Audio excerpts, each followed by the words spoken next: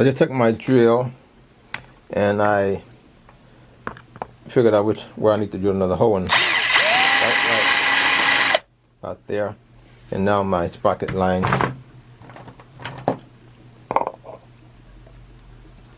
up with all 3 holes I'm going to be using. And I'm going to cut some aluminum tubing from somewhere. Well, I know this comes from electrical pipe, but I only need 3 pieces, and I can get 2 off of here. And I just grab 1 off of here. I'm gonna make sure they're level at the end. This has a slant to it. You don't want that going on. So I need to saw these even and get them between the sprocket and the hub there, and run a bolt through.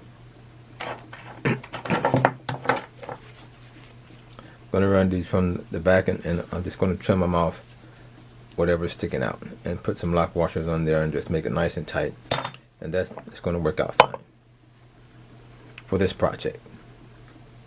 These are really cheap tires for dollies, hauling stuff with 2-wheel dolly, and small sort of projects you're going to be doing, but this will do fine for what I'm going to use it for.